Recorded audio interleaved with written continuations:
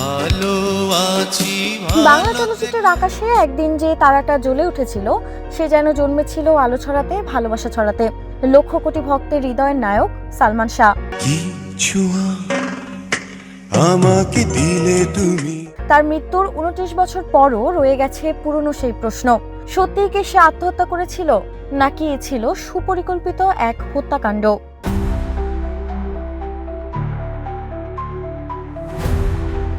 ঢালিউডের এই জনপ্রিয় অভিনেতার মৃত্যু রহস্যে ঘেরা। সালমান শাহের মায়ের আইনজীবীর বরাতে 1996 সালের 6 অক্টোবর সালমান শাহের মৃত্যুর দিনই অনেকটা পরিবারের অজান্তে তার বাবা কমরউদ্দিন চৌধুরীর স্বাক্ষর নিয়ে রমনা থানায় অপমৃত্যুর মামলা করে পুলিশ।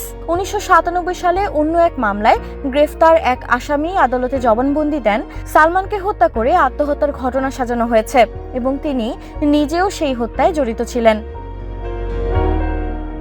সালমান শাহের মৃত্যুর ঘটনায় সর্বশেষ 2020 সালে চূড়ান্ত প্রতিবেদন জমা দেয় পিআইবি। এতে বলা হয় সালমান খুন হননি, তিনি আত্মহত্যা করেছেন। বিপরীতে 2021 সালে সালমানের মা নীলা চৌধুরী আদালতে নারাজি আবেদন জানান।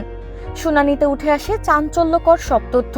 সালমান শাহের শরীরে ছিল আঘাতের দাগ, ঘরে সিরিঞ্জ ও ক্লোরোফর্মের বোতল পাওয়া গিয়েছিল। পোস্টমর্টেম রিপোর্টে বলা হয়েছিল আত্মহত্যা, কিন্তু সিবিআইয়ের প্রতিবেদনে ধরা পড়ে বড়সড় গরমিল। আদালত তাই নির্দেশ দিয়েছেন এই ঘটনাকে যাতে হত্যা মামলা হিসেবে তদন্ত করা হয়। আদালতের নির্দেশে সম্প্রতি হত্যা মামলা দায়ের করেছেন সালমান শাহের মামা চিত্র পরিচালক আলমগীর কুমকুম। রমনা থানায় দায়ের করা এই মামলায় আসামি করা হয়েছে সালমানের স্ত্রী সামিরা হক, ব্যবসায়ী আজিজ মোহাম্মদ ভাই, লতিফা হক লুসি, খলনায়ক ডন সহ মোট 11 জনকে।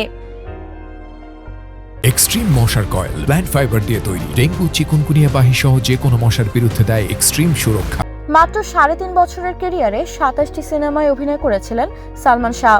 কেয়ামত থেকে কেয়ামত, তোমাকে চাই, আনন্দ অশ্রু, স্বপ্নের ঠিকানা, প্রতিটি সিনেমাই দর্শকের মনে গভীর ছাপ রেখে গেছে। সালমান শাহ শুধু রূপালী পর্দার নায়ক ছিলেন না, ছিলেন পুরো প্রজন্মের ভালোবাসার নাম। জনপ্রিয়তা, অভিনয় শিল্পী এবং রহস্যময় মৃত্যু, সবকিছু মিলিয়ে সালমান শাহ বাংলা চলচ্চিত্রের এক অবিস্মরণীয় কিংবদন্তি। এলো যে